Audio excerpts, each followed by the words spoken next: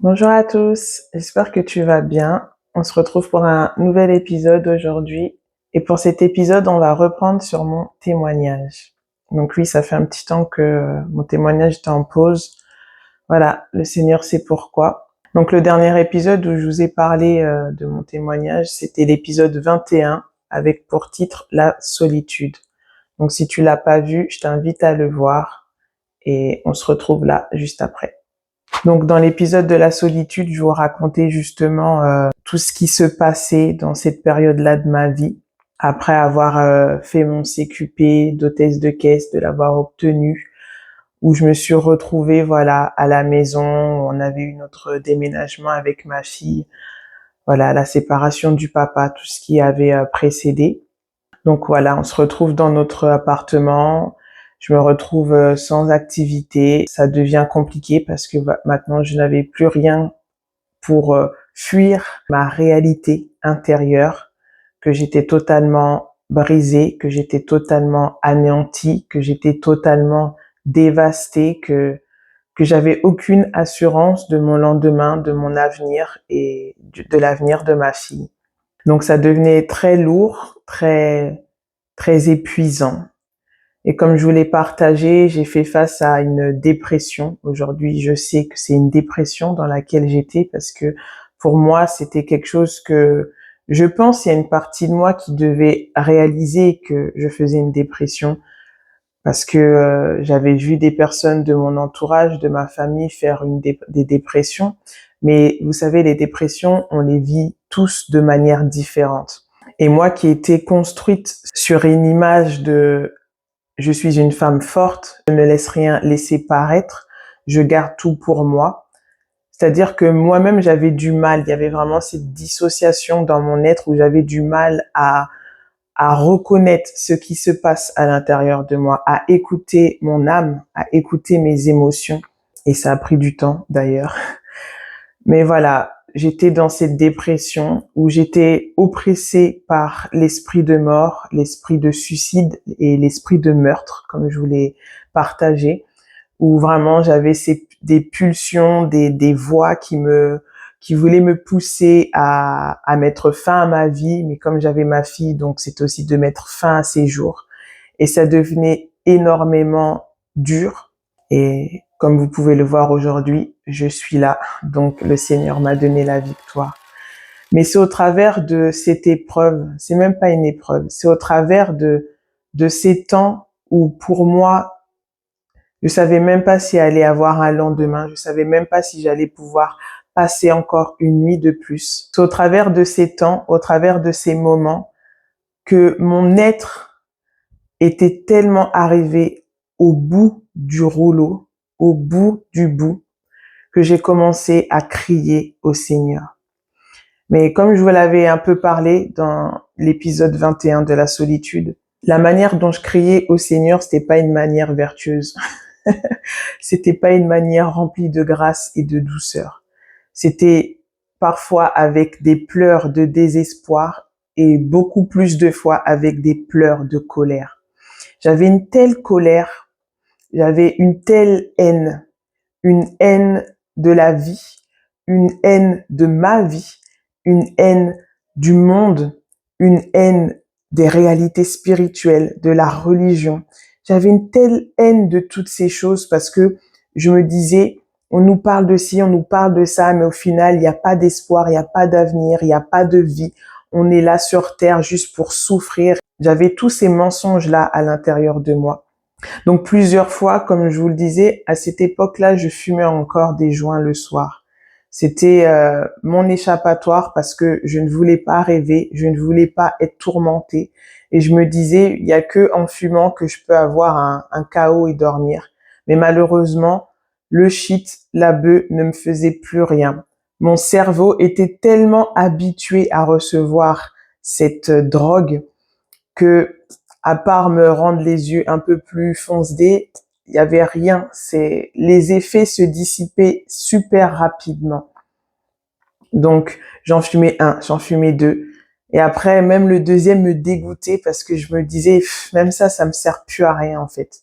Donc, j'avais plus aucun échappatoire qui étaient en mon contrôle, donc là, à l'occurrence, là, les joints, pour m'aider à supporter mon mal-être. Surtout quand venait le soir, une fois que je couchais ma fille, une fois que tout était calme à la maison, qu'il n'y avait plus de bruit de jouets, de télé. C'était très dur pour moi d'affronter cette solitude, d'affronter ce calme, parce que il y avait un calme extérieur, mais il y avait un chaos intérieur. Et je sais que beaucoup de personnes vivent ça. À l'extérieur, tout peut paraître beau, joyeux, riche, tout peut paraître en manque de rien, mais à l'intérieur, c'est un véritable chaos, c'est une destruction, c'est un chantier comme pas possible. Et quand on le sait pas, on va chercher des moyens extérieurs pour guérir, pour apaiser, pour mettre un pansement sur ce qui se passe à l'intérieur de nous. On va essayer de se distraire, on va essayer de fuir notre réalité intérieure.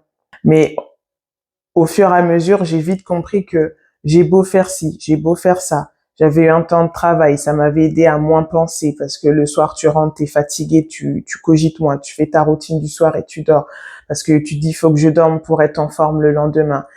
Après, quand j'ai arrêté, malgré qu'il y avait mon enfant, ma fille chérie, bah, il fallait que je trouve des occupations la journée, mais quand venait le soir, c'était très très dur, très très lourd à supporter. Vient un moment où l'oppression se fait de plus en plus hard.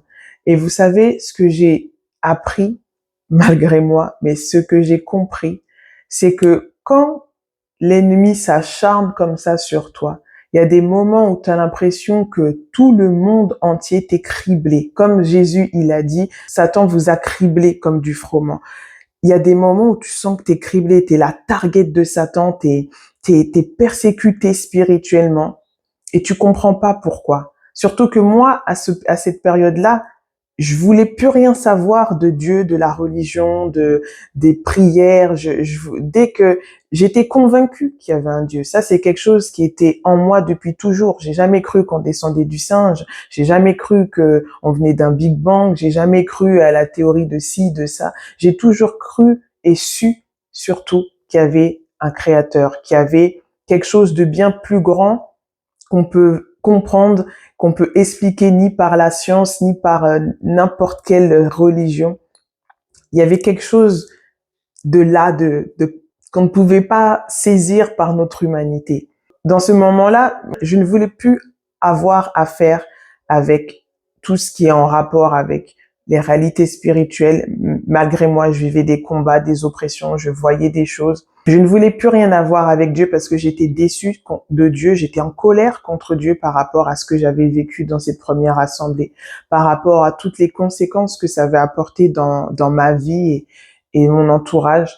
Donc, je comprenais pas pourquoi j'étais aussi mal. Pourquoi je me disais, mais je fais rien, le diable, je le calcule pas. Pourquoi on m'oppresse comme ça? Pourquoi aujourd'hui, je dis avec mes mots, pourquoi je me sens ciblée? Pourquoi tous les jours la mort m'appelle comme ça? Je ne comprenais pas.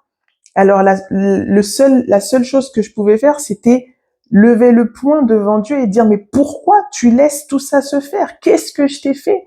Pourquoi tu me laisses dans cet état? Qu'est-ce que j'ai fait ou qu'est-ce que je n'ai pas fait? J'ai voulu croire en toi, je me suis investie dans toutes ces choses et j'ai été déçue. On m'a rejeté, on m'a méprisé, on m'a même maudit. Alors pourquoi aujourd'hui je vis encore tout ça?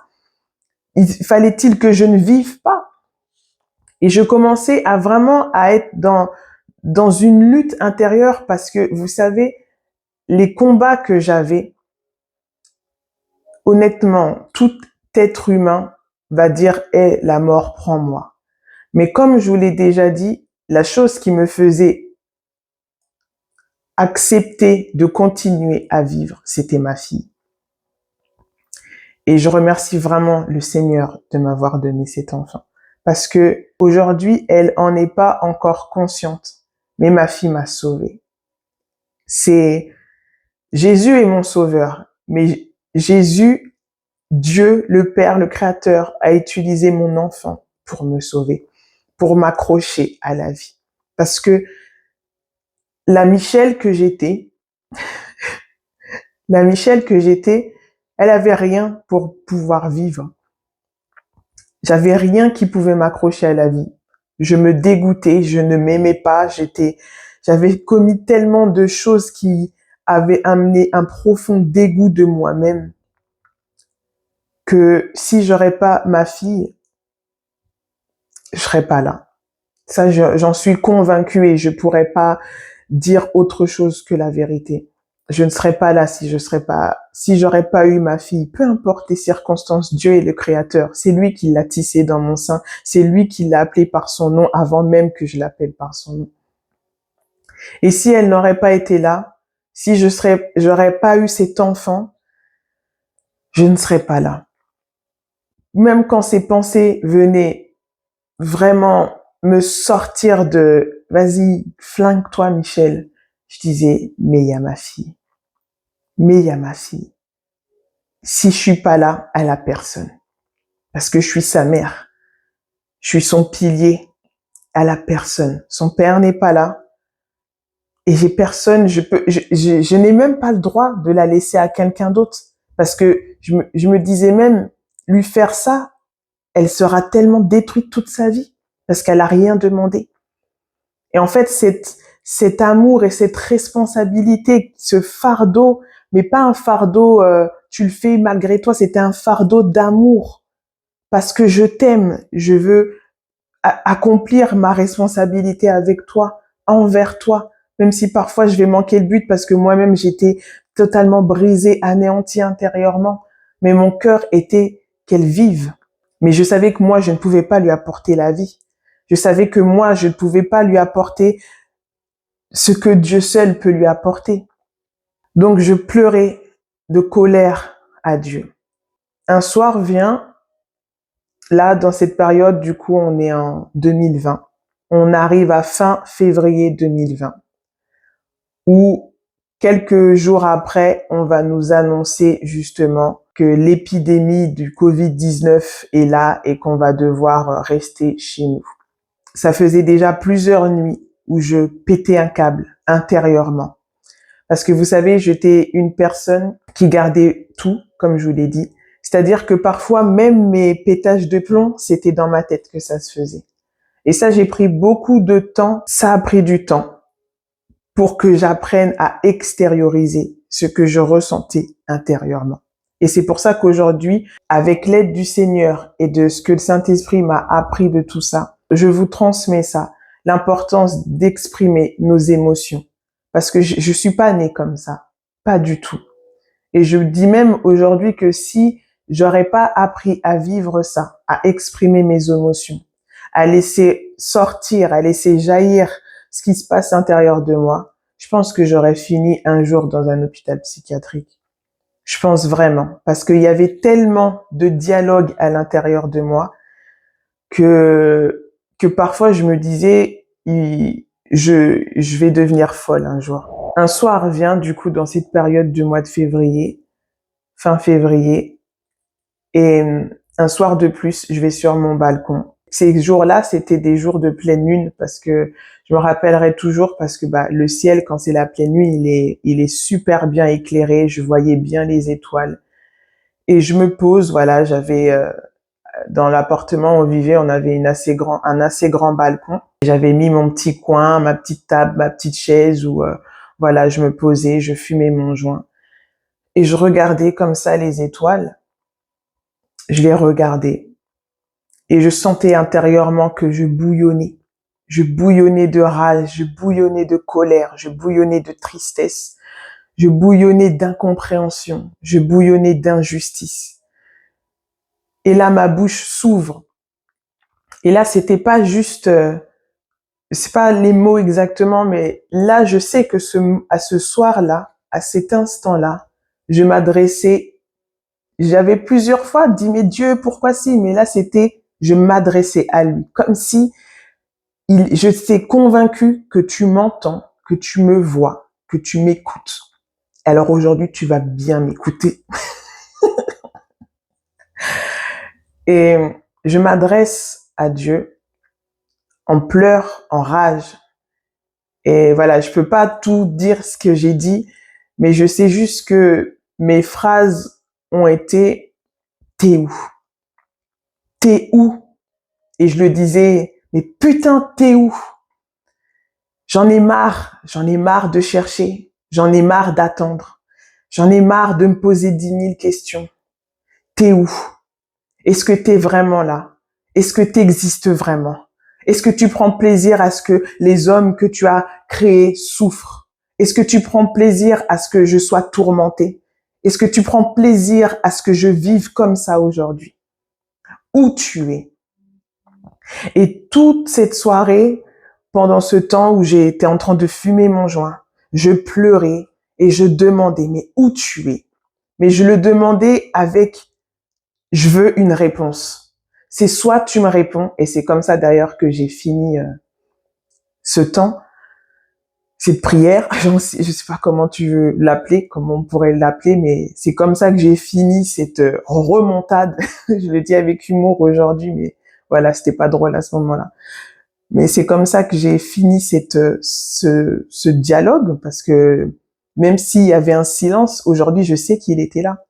Même s'il n'a pas répondu du tac au tac, mais je sais qu'il était là. Ça, je le sais aujourd'hui. Et je lui ai dit, soit maintenant, tu viens, tu me parles, tu m'expliques, tu me donnes une réponse concrète, soit je meurs. Et vous savez, quand j'avais dit ça, c'était la première fois que je disais verbalement, parce que j'avais déjà eu des pensées intérieures où oh, j'ai envie de mourir, oh je vais me flinguer. Mais c'était à l'intérieur. Mais là, je l'avais libéré. C'est comme si je l'avais, écoute, là, je peux plus. C'est soit tu interviens, soit j'ai une réponse au moins à une de mes questions, soit je meurs, soit je choisis de mourir parce que ça veut dire que tu n'es pas là, que tu n'es pas réel, ou que tu es réel, mais que tu prends plaisir à ma situation, alors à quoi bon que je vive? Et j'avais juste dit, mais par contre, t'as intérêt de t'occuper de mon enfant, de cet enfant que tu m'as donné.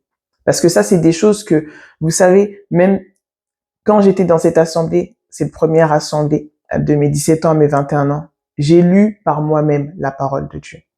C'est-à-dire que même si après je suis retournée dans ma vie de débauche, cette parole que j'avais lue, c'est un dépôt qui est resté en moi. Et il y a des choses qui, je savais que c'est lui qui crée, c'est lui qui a tissé cet enfant, c'est à lui, c'est pas à moi, il me le prête pendant mon temps sur terre. Donc ça, c'était des choses qui étaient en moi et je lui disais, par contre, cet enfant que tu m'as donné, tu te démerdes avec. Parce que moi, je suis pas capable et vu que tu veux pas me sauver, vu que tu veux pas me libérer, eh ben, tu vas t'en occuper. Et c'était ça. J'ai fini comme ça ce moment, cette remontade. J'ai fini ce moment comme ça sur mon balcon et je suis rentrée.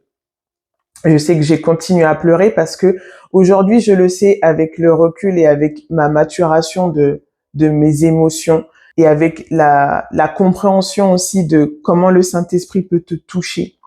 Je sais que les pleurs que j'avais, c'était des pleurs de liberté.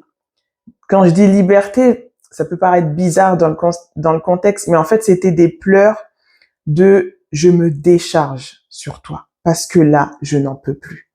Parce que je me rendais compte que toutes les fois d'avant, je m'étais pas vraiment déchargée sur Dieu. Juste j'étais en colère. Mais là, c'était j'en peux plus. Je veux des réponses. Je porte trop. Je suis fatiguée. Parce que j'étais fatiguée dans mon être. Extérieurement, ça se voyait dans le sens que j'avais une mine, voilà, je dormais peu, je fumais, j'avais rien qui me donnait de la joie de vivre. Même avec ma fille, je m'efforçais d'être bien pour elle, mais j'étais totalement morte et abattue intérieurement. J'étais totalement dévastée. Et je rentre comme ça à l'intérieur. Je continue de pleurer. Et comme je vous dis, je sais que c'était des pleurs de décharge, des pleurs où vraiment je disais là, Dieu, c'est la dernière chance que je te donne pour me sauver parce que moi je peux plus lutter une journée de plus. J'en ai plus la force et j'en ai plus l'envie. C'était vraiment ça. J'en avais plus envie parce que j'étais épuisée. un épuisement de dépression, un épuisement d'accumulation, un épuisement parce que je savais même pas, c'est même pas comme si tu tiens parce que tu sais où tu vas, mais là c'est je tenais, je savais même pas. Et j'avais besoin d'avoir des réponses, j'avais besoin d'être convaincue d'une profondeur que t'es là en fait et que tu veux pas que je vive comme ça. Donc je rentre, je vais prendre ma douche et je pars pour aller me coucher. Sauf que cette nuit-là n'a pas été la même nuit que celle d'avant. Les nuits d'avant, j'avais pleuré, c'est vrai. J'étais intérieurement mal, c'est vrai. Et je dormais, j'étais tourmentée. Je vivais des viols spirituels. Je vivais des choses vraiment que je souhaite à personne. Mais cette nuit-là, c'était pas comme toutes les autres nuits. Aujourd'hui, je peux pas tout dire exactement ce qui s'est passé parce que, je vous le répète, Dieu est esprit. Ce que j'ai vécu, ce que j'ai ressenti, s'est passé d'une manière spirituelle. Ça s'est passé dans mon esprit, de l'esprit de Dieu à mon esprit. C'était un samedi soir que s'est passé ce moment de j'en peux plus, le véritable. Là, je suis arrivée au bout du bout, j'ai plus de force, j'ai plus de jus pour avancer. C'était un samedi soir. Donc une nuit du samedi au dimanche. Et pendant cette nuit, comme je vous le dis, je peux pas tout expliquer parce que moi-même, il y a des choses que je n'ai même pas les mots pour expliquer. C'est un témoignage intérieur. Mais toute la nuit, j'ai pleuré.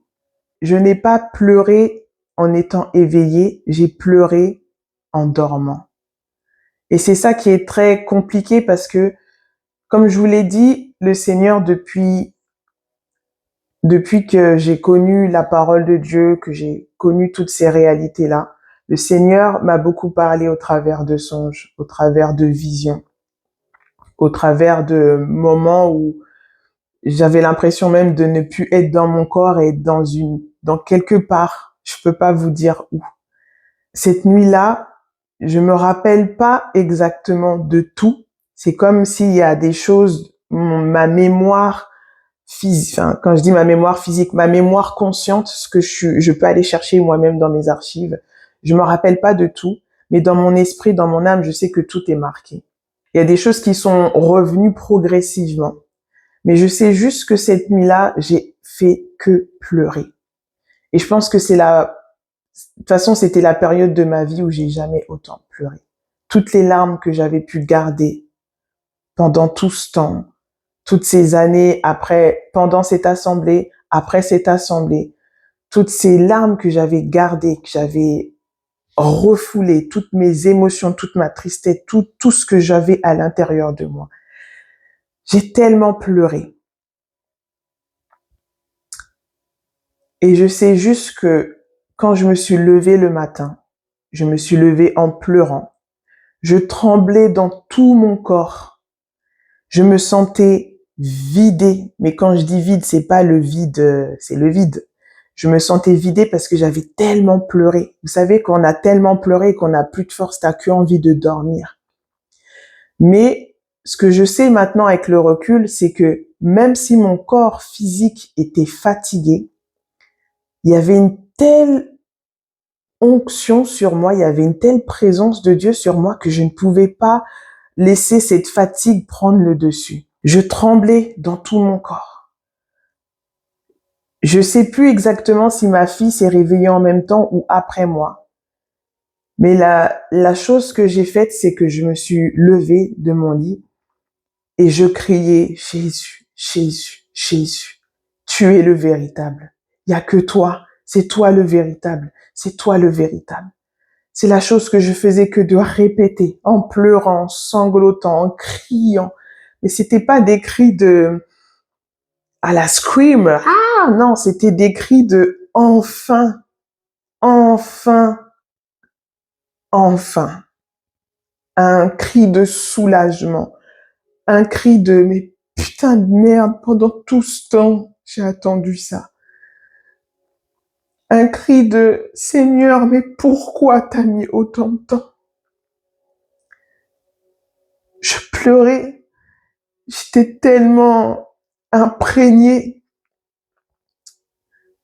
de cette conviction qu'il est. Je sais pas si les bons mots sont.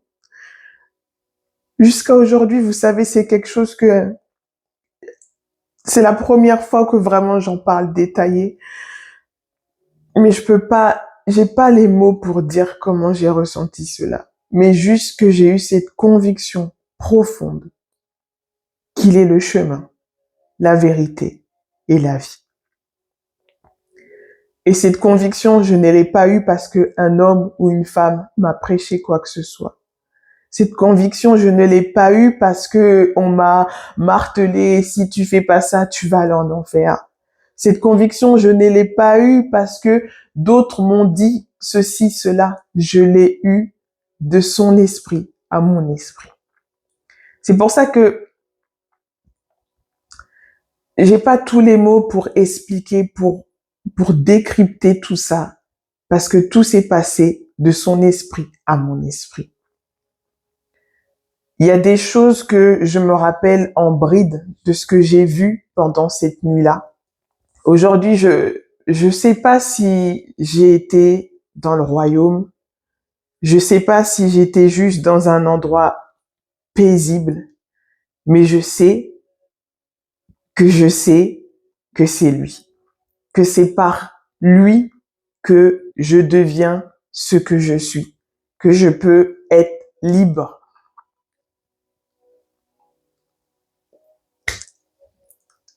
Que je peux être moi.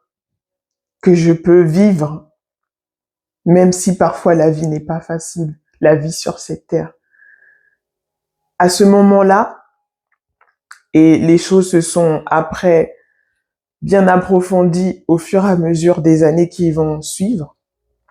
Mais à ce moment-là, c'est comme si Michel ne vivait plus pour sa fille, mais aujourd'hui je vis parce qu'il vit. À ce moment-là, dans mon être, il y a quelque chose qui s'est dit que Michel, si aujourd'hui tu vis, c'est parce que tu sais qu'il est là. J'avais plus cette envie de vivre ou de survivre parce qu'il y avait ma fille, même si je vis pour elle, je me battrai pour elle, c'est normal. Mais c'était comme si maintenant mon axe, il avait changé. C'est lui. Parce que, vous savez, il y a beaucoup de personnes, ils vivent pour leurs enfants. Ils vivent pour leur mari. Ils vivent pour leur femme. Ils vivent pour leurs parents. Ils vivent pour la vie des autres. Ils vivent pour être aimés des autres. Mais quand tu le rencontres, peu importe la manière dont se passe cette rencontre. Moi, je n'ai pas vu Jésus, comme on peut entendre dans des témoignages. Je n'ai pas parlé avec lui, en tout cas de ce que je me rappelle, de ce que j'ai vécu à ce moment-là. J'ai juste vu des endroits. Je sais que j'ai vu des anges qui m'accompagnaient, qui m'emmenaient quelque part. Mais je me rappelle pas avoir entendu de dialogue, rien de tout ça en tout cas que je me rappelle. Mais juste, quand tu vis ça, cette rencontre intérieure, j'ai même pas les mots, mais quand tu vis ça, c'est comme si, ok, maintenant, comme dit l'apôtre Jean, on l'aime parce qu'il nous a aimés le premier. J'ai pas les mots pour expliquer, mais je sais que intérieurement, il s'est passé, il y a eu la vie qui est rentrée en moi, mais la vraie vie, pas le faux semblant, pas le paraître, pas je vais faire pour ma fille, je vais faire pour tenir ferme, tenir face devant le monde. J'ai rencontré la vie. Et donc je me suis levée de mon lit, je tremblais, je sais même plus exactement tout ce que je disais parce qu'il y avait tellement d'émotions, je ressentais tellement de choses en moi que je pense que que dans ces moments-là, le Saint-Esprit est là pour nous garder, nous aider, parce que tu ressens tellement de choses intérieurement que ton humanité ne le supporte pas en fait. Vraiment, ton humanité, elle supporte pas. la chair est faible. Notre nature charnelle, elle a du mal à se tenir dans la présence de Dieu. Elle a du mal à supporter cela. Je me suis levée en tremblant, je sais juste que je disais, c'est toi, c'est ça en fait. Et je suis allée dans ma salle de bain. Et voilà, il me semble bien que ma fille s'est levée après parce que je me rappelle que voilà, elle marchait déjà. Hein. Elle allait aller à l'école en septembre d'après. Et elle est venue me rejoindre dans ma salle de bain, dans notre salle de bain de cet appartement dans lequel on était. Et c'était une baignoire. Et je sais pas pourquoi, je peux pas, même jusqu'à aujourd'hui, je peux pas vous l'expliquer. Mais juste ce que je sais consciemment, c'est qu'il y a quelque chose en moi, le Saint-Esprit, j'avais cette conviction de Michel, baptise-toi. Je sais pas pourquoi, parce que honnêtement, j'ai parlé avec plusieurs personnes, j'ai écouté pas mal de témoignages et je crois que je me dis, mais Seigneur, il y a qu'à moi que tu as demandé de faire ça, cette folie. Mais j'avais juste ce truc en moi qui me disait, cette conviction, Michel, baptise-toi. Et dans cet état je sais pas comment le dire, mais dans cet état de pleurs, de tout ce que je ressentais, de toutes ces émotions, de joie, de pleurs, de soulagement, de enfin, de tout ça, je suis allée dans ma salle de bain. Et je pense que c'est mes pleurs, le bruit que je faisais qui a réveillé ma fille. Parce que vraiment, le Seigneur m'a fait grâce. Ma fille, elle aimait bien dormir. Elle faisait des bonnes grasses mat. C'est pas les enfants qui se lèvent à 6 heures, qui viennent allumer la lumière dans la chambre. Mais voilà, elle dormait vraiment au moins jusqu'à 10 heures, 10h30. Parfois, c'est moi qui la réveillais pour, voilà, pour pas que ça décale trop la journée dans les repas et tout. Enfin bref, et du coup, je pense qu'elle a été réveillée par le bruit que je faisais parce qu'il était tôt. Hein. Il était même pas 8 heures quand ce moment-là, il était vraiment tôt. Hein. Et je me suis mis dans la salle de bain et j'ai cette conviction en moi qui me dit, Michel, baptise-toi. Mais il faut comprendre que moi, j'avais jamais fait déjà de baptême d'autrui à part, j'en avais vu, mais je connaissais, enfin, je sais ce que c'est, mais pour moi, c'était aberrant. Mais en même temps, c'est comme si c'était là, il fallait que je le fasse. Vous savez, c'est quand le Saint-Esprit est sur toi, quand il y a quelque chose qui veut que tu accomplisses pour t'emmener la vie, tu peux pas contrôler. Tu ne peux pas contrôler. Je me rappelle, je ne pouvais pas contrôler. Je suis allée, c'était comme si c'était mécanique. J'étais une machine. J'ai allumé l'eau, j'ai laissé l'eau, j'ai mis le bouchon, j'ai laissé l'eau se remplir et je pleurais, je pleurais, je pleurais, je pleurais.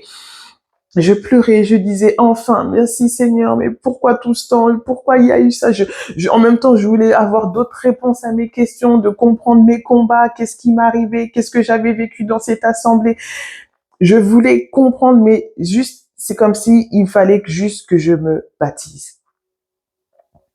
Et je suis rentrée dans ma baignoire avec mon pyjama.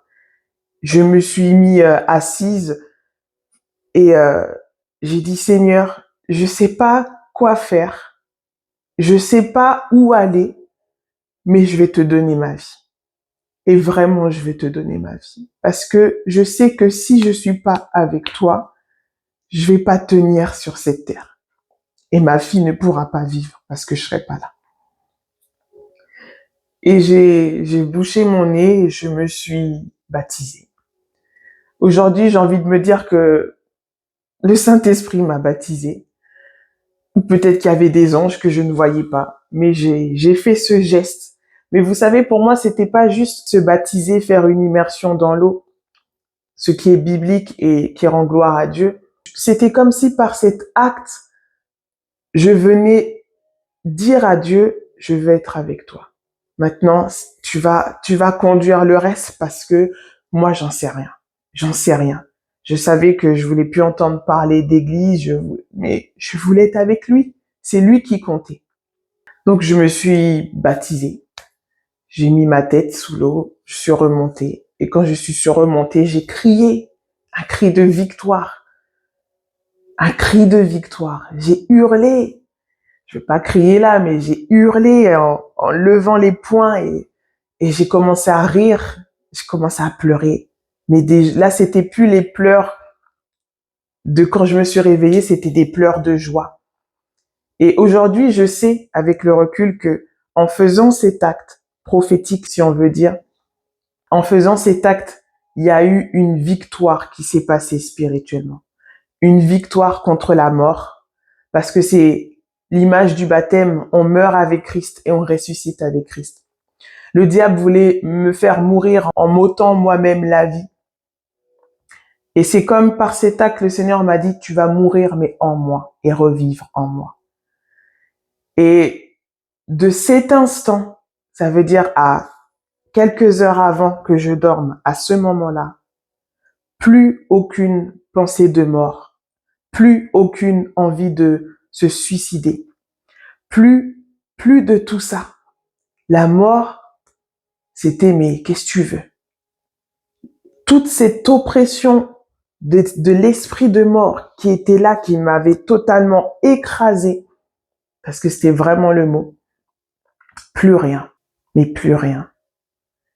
Et c'est pour ça que je vous partageais dans l'épisode de la solitude que le Seigneur m'a donné la victoire sur la mort, sur la dépression. J'ai rien fait de plus que laisser la vie, le mouvement et l'être me conduire par ça. Il aurait pu me dire de faire autre chose, mais c'était cette symbolique du baptême qui est venu briser le joug de l'esprit de mort et de dépression qui était sur ma vie, qui était là même dans ma maison. Parce que vous savez, ça emmène une atmosphère, ces esprits chez soi. Plus on nourrit ces pensées, on les cultive. Et comme je vous le disais, il y avait des scénarios, il y avait des films. Vas-y, tu vas mourir comme ça, tu vas faire ci, tu vas faire ça, tu vas faire ça. Ça vient imprégner chaque pièce de ta maison. Ce dimanche-là, la joie était là. Je me rappelle, on s'est fait un petit déj, je sais plus ce qu'on s'était fait avec ma fille, on s'était fait un petit déj, je faisais que de rire, de chanter, je la regardais, je lui disais, ma fille, t'es belle, je t'aime, je t'aime. Je peux même pas, en fait, ce qui est beau, c'est que j'ai pas eu à faire quoi que ce soit, si ce n'est que me lâcher prise. Reconnaître que là, j'en peux plus. Même si ça a été exprimé dans la colère. Et c'est là que, avec le recul, j'ai compris, quand le Seigneur a commencé à m'enseigner pour faire cette chaîne Catalasso, parler de la réconciliation, qui m'a commencé à m'enseigner sur la réconciliation et toutes ces choses, et qui m'a parlé des émotions, de tout ça, qui m'a conduit dans des études de psychologie pour des articles à lire, que j'ai compris que les émotions ne sont pas mauvaises. La colère n'est pas une mauvaise chose. C'est comment après tu l'utilises, comment après elle te sert, la colère. Mais moi, la colère a été le moyen de décharger à Dieu tout ce que je gardais. Et là, il a dit, enfin, tu lâches prise. Et maintenant, je peux intervenir. Parce que tant que je tenais, tant que je voulais faire la fille forte, tant que je voulais garder les rênes de ma vie, tant que j'étais là à dire à Dieu, c'est ta faute, c'est ta faute, c'est ta faute, il pouvait pas agir. Mais ce soir-là, je lui avais dit, je veux des réponses. Parce que je veux connaître la vérité. Et la parole nous dit, vous connaîtrez la vérité et la vérité vous affranchira. Elle vous rendra libre. Et c'est ce qu'il a fait. Il m'a rendu libre de la mort. Il m'a rendu libre de la dépression. Il m'a rendu libre de tout ce que ça a engendré en moi, dans ma vie, dans ma relation aussi avec mon enfant. Tout ça, d'un instant à un autre, d'un jour à un autre, ça a sauté. Et aujourd'hui, comme je vous l'ai dit, vous savez, le diable, il utilise toujours les mêmes techniques, les mêmes ruses, et surtout quand il y a des antécédents familiales, comme je vous l'ai déjà dit, des antécédents, des héritages iniques. Dans ma famille, il y a la dépression, dans ma famille, il y a toutes ces choses-là liant avec la mort. Donc, c'est des portes par lesquelles il a accès. Donc, aujourd'hui, oui, j'ai encore eu des combats avec la dépression et la mort. Mais crois-moi que c'est plus comme avant. Je sais directement, je le sens même dès que ça arrive. Je sens mon mood ça arrive d'avoir des bad moods, ça arrive d'être fatigué, c'est normal. Mais je sais que là, cette fatigue-là, c'est pas une fatigue normale, c'est une fatigue spirituelle qui veut m'emmener à me décourager. Ça, c'est une fatigue spirituelle qui veut m'emmener à la dépression, à rester dans le noir devant Netflix, à boycotter Dieu, à faire la fille fâchée. Non, non. Maintenant, je sais. Et même comme le Seigneur me dit, au travers de cette oppression-là que tu peux ressentir, ça vient frapper à quoi en toi? Qu'est-ce que ça fait écho en toi? Ah Seigneur, il y a encore de la colère. Ah Seigneur, il y a encore de l'incompréhension. Ah Seigneur, il y a encore des blessures par rapport à ça. Parce que, comme Jésus a dit, Satan vient et il n'y a rien en moi qui est à lui. Mais tant que en nous, il y a encore des choses sur lesquelles il peut venir faire de la marelle, jouer à la corde à sauter dessus, il va essayer de le faire. Mais plus le Seigneur nous guérit, plus le Seigneur nous restaure, plus le Seigneur va dans les profondeurs de nos cœurs, il met à la lumière les blessures, les offenses, les traumas, les carences émotionnelles, affectives, les manques de pardon, toutes ces choses, les blessures en lien avec l'inceste, les viols, les abus, toutes ces choses-là, plus le Seigneur il descend dans nos cœurs et nous montre, là il y a encore des fragments, là il y a encore des brèches, là il y a encore des blessures, là il y a encore des choses qui sont dans les ténèbres qu'il faut mettre à la lumière. Plus on laisse l'œuvre du Saint-Esprit se faire en nous, plus l'ennemi, quand il essaie de venir avec sa même petite danse pour te la mettre à l'envers, tu le vois venir danser. Tu entends même ses pas arriver. Parce que maintenant, tu sais. Et tu sais qu'il n'y a plus de brèche en toi pour qu'il puisse t'avoir avec ça. Mais ça prend du temps. Aujourd'hui, c'est vrai que je suis plus mature sur ces choses-là qu'à cette période-là de ma vie, donc il y a 5 ans. Mais dans 5 ans, je serai encore plus mature sur ça qu'aujourd'hui parce que c'est de gloire en gloire, de révélation en révélation. Mais en tout cas, ce jour-là, ça a été ma délivrance. Parce que c'était ça qui était là à me mettre le plus gros stop. C'était ces pensées de mort, cette dépression, cet accablement, cette envie que je ne voulais plus vivre, qui était là, qui m'empêchait, qui voulait combattre ma rencontre véritable et intime avec mon Créateur. Et aujourd'hui, je sais que c'est lui. Et même si le chemin après ça va être mouvementé, mais c'est venu sceller encore cette conviction, c'est lui. C'est lui. Mais aujourd'hui, je sais, avec ce que j'ai vécu après, que même si on sait que c'est lui, tant qu'on vit avec nos blessures, tant qu'on a des carences émotionnelles, affectives, tant qu'il y a des parties de nos traumas qui sont pas réglées, exposées, tant qu'il y a tout ça en nous, ça nous laisse des failles.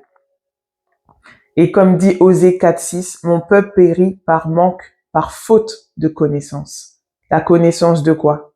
La connaissance de qui il est, ce bon père, ce bon berger, ce bon maître, ce bon Seigneur, au cœur de maman, et la connaissance de notre état. Parce que, vous savez, j'ai fait cette rencontre intérieure, unique et personnelle, cette conviction que j'avais besoin. Mais il a fallu après descendre dans les profondeurs de mon cœur. Ça n'a pas été facile parce que, comme je vous l'ai dit, j'étais une femme qui s'était blindée, carapace, ceinture plus, masque plus, gants de boxe plus. J'étais archi blindée. Et le Seigneur, dans sa douceur, au fur et à mesure que moi je lui laissais accès, au fur et à mesure qu'il venait frapper à la porte de mon cœur, je veux te guérir de ça. Je veux que tu te décharges de ça. Je veux te libérer de cette offense. Je veux faire ci, je veux faire ça. Et que moi, je le laissais faire. Ces carapaces, elles tombaient. Ces forteresses, elles tombaient. Ces murailles, elles tombaient. Ces modes de fonctionnement ont été mis à la lumière et le Saint-Esprit a pu amener et commencer un renouvellement d'intelligence. Mais tout se fait dans un commun accord. Il va rien faire sans notre accord. Rien faire. Et ça, c'est important de comprendre cela. C'est pas simplement comme moi, j'étais consciente de certaines choses, mais il a fallu que je me décharge. Il a fallu que je jette les armes. Et ça, j'ai dû le faire plusieurs fois parce que parfois on jette les armes, mais on en a encore en réserve. J'avais encore des trucs dans mon sac à dos. Je suis pas Dora l'exploratrice, mais j'étais mini équipée. Et il fallait qu'il y a des choses qu'il fallait que je décharge. Allez hop, là t'as encore des sécurités. Hop, là t'as encore des forteresses. Là t'as encore ci. Et il y en a encore. Mais maintenant il y a des choses, vous savez, c'est comme les premières couches, elles ont déjà été enlevées. Juste, il va jusqu'à enlever la racine, que l'ennemi n'ait plus accès, tu ne puisses plus te faire manipuler, influencer au travers de cette brèche, au travers de cette blessure, au travers de ce traumatisme, au travers de cette rancune, de cette amertume, de ce manque de pardon, au travers de cette injustice, quand tu gardes l'offense, lorsque Jésus a pris toute offense à la croix. Il faut qu'il fasse son œuvre en nous. Et tout ça, ça se fait progressivement. Il y a des saisons pour chaque chose. Et comme dit la parole, il fait toutes choses belles en son temps. Parfois, faut pas, je sais qu'il y a des moments où, voilà, on veut vite guérir de ça, vite être libéré de ça, vite faire ci. Et le Seigneur, il sait pourquoi il prend le temps qu'il prend. Et c'est pas qu'il prend son temps, c'est qu'il sait qu'il y a un temps à respecter pour que toi, tu puisses bien vivre le processus et surtout aller jusqu'au bout. Parce que s'il va trop vite, ça se trouve, on ne va pas le supporter et on ne pourra pas avoir la guérison parfaite qu'il veut nous donner et vivre dans la paix parfaite que Jésus nous donne. Et c'est important de respecter cela.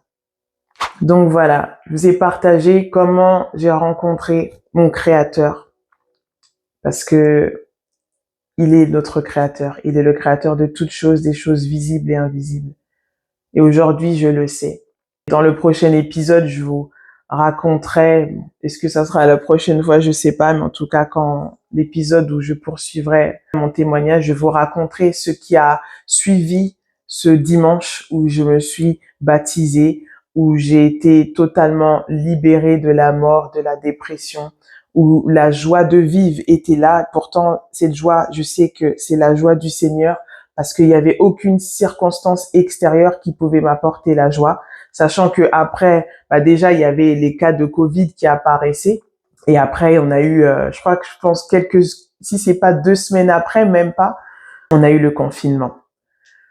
Mais c'est ça que je vous disais la dernière fois et que je vous disais juste à l'instant. Il fait toutes choses belles en son temps parce que vous savez, si le Seigneur ne serait pas venu à ce moment-là, je serais pas là. Parce que on allait rentrer dans un confinement. C'est-à-dire que j'allais vivre enfermée chez moi avec ma fille, remplie de mort, de dépression. J'allais passer à l'acte. Ça, c'est quelque chose aujourd'hui, je sais. Et le Seigneur, il sait que si ce temps allait venir, il allait perdre sa fille. Et c'était pas son cœur. Et ce n'est pas son cœur de nous perdre. Donc c'est vrai, parfois, il y a des choses qui traînent, il y a des choses qui tardent. Je sais que moi, dans mon cas, des choses ont traîné parce que je résistais aussi. Dieu résiste aux orgueilleux. Je résistais, je m'entêtais. J'étais là à l'accuser de tout, à le rendre responsable de tout, parce que j'avais cette image de ce Dieu méchant qui abandonne, qui est méprisant. Parce que c'est totalement faux. C'est un Dieu d'amour, un Dieu de bonté. Il est tellement amour qu'il nous a laissé le libre arbitre. Et c'est rien que dans ça, on voit l'amour de Dieu. Et je sais pas si toi tu es parent, mais en tant que parent, je me dis, est-ce que je serais prêt, tellement que j'aime mon enfant, à la laisser choisir de me renier? Franchement, jamais de la vie. Je t'attache. Tu restes chez moi. Il n'y a pas moyen. Mais Dieu, lui, il l'a fait. Lui qui nous a créés, qui nous a donné le souffle de vie, qui nous a dessiné parfaitement, modelé d'une manière unique. Il a dit, je sais, parce que dans sa préscience, il sait déjà toutes choses. Il sait ceux qui vont jamais vouloir venir avec lui comme ceux qui vont l'accepter, même si c'est dans 10 ans, 20 ans, 30 ans, 75 ans comme Abraham. Mais il a dit, je te laisse le choix et je t'aime. Et aujourd'hui, tu as le choix, comme j'ai eu le choix. Tu as le choix aujourd'hui de dire, Seigneur, je veux te rencontrer, je veux te connaître, pas connaître une religion, pas connaître un système, pas connaître la révélation de mon pasteur, de mon frère ou de ma sœur ou de l'apôtre ou de ceci. Je veux te connaître. Je veux que toi, tu viennes à moi. Et en faisant ça, tu t'approches de lui. Et la parole nous dit dans Jacques 4, approchez-vous de lui et il s'approchera de vous. Mais l'approche, elle n'est pas d'une manière physique où tu viens devant un autel, tu viens devant une scène où on te dit venez, on va vous imposer les mains. Non, dans ton cœur. Tu ouvres la porte au Seigneur. Porte élevée et volanto que le roi de gloire fasse son entrée. Et tu as aussi le choix de dire je ne veux pas. Aujourd'hui, on peut beaucoup être dans des églises, dans des assemblées, dire Alléluia, Amen, Jésus, tu es bon, mais tu ne laisses pas conduire ta vie. Tu ne laisses pas être le Seigneur de ta vie. Tu fais toi-même tes plans, tu fais toi-même tes projets, tu décides toi-même de ton avenir et pourtant tu dis Alléluia, Amen. Pourtant tu dis Jésus, tu es le Seigneur et Sauveur. Beaucoup, on l'a accepté comme sauveur. Quand on a des bobos, c'est notre pharmacie. Quand on a des soucis financiers, c'est notre banquier. Quand on a des tourments, c'est notre gentil petit chasseur de démons. Mais il n'est pas notre Seigneur. Et je pense, c'est même pas je pense, le cœur de Dieu, c'est que Jésus soit notre Seigneur. Il veut qu'on règne en lui et lui en nous. C'est-à-dire que Dieu ne t'appelle pas à vivre des choses petites, misérables, dans la bassesse. Non, parce qu'il est Dieu, il est grand. Toute chose est à lui. Mais il veut que tu les vives en lui, en son temps. Comment lui, il va conduire les choses, ouvrir les portes, te dire non, passe par là, va par là. Parce qu'il sait toutes choses. Nous, on sait à peine le lendemain. Même la météo peut nous annoncer une semaine en avance, mais d'un jour au l'autre, il y a un changement. Parce elle a pas vu, oh mince, il y a un tourbillon qui vient, oh mince, il y a ceci, il y a cela. Parce qu'on est que des hommes, on est limité. Même si on a toute notre science, notre connaissance, on est limité. Mais lui, il n'est pas limité. Il sait déjà la fin de tes jours. Il sait déjà le nombre d'enfants et de petits et d'arrière-petits-enfants que tu auras. Toi, qu'est-ce que tu sais? Pour aujourd'hui faire la forte tête, le fort tête et faire comme toi t'en as envie. On n'en sait rien. Et ça, c'est de l'orgueil devant Dieu. Et Dieu résiste aux orgueilleux. C'est pas il résiste parce qu'il veut te montrer qu'il est Dieu. Non, il résiste dans le sens que je te force pas. Si tu veux faire par toi-même, fais. Je t'ai laissé le choix. Mais ce qu'on sème, on le récolte. Et le but, c'est pas de récolter ce qu'on a mal fait et après de pleurer à Dieu. C'est de semer ce que lui, il veut nous donner. D'enfanter ce que lui, il veut nous donner. De libérer ce que lui, il veut nous donner pour qu'on soit dans la vie et la vie en abondance. J'espère que ce témoignage a pu t'encourager. Je sais pas où t'en es dans ton cheminement, dans ton processus, dans ta foi, dans ta recherche. Mais j'espère qu'elle pourra te donner l'envie de connaître ton Créateur. Et cette rencontre ne se suffit pas une seule fois, c'est tous les jours chercher à le connaître, tous les jours être attentif à sa voix, tous les jours le reconnaître, parce que Dieu parle tantôt d'une manière, tantôt d'une autre. Mes brebis entendent ma voix et elles la reconnaissent et elles me suivent. Sur ce, prenez soin de vous et je vous dis au prochain épisode. Bye bye.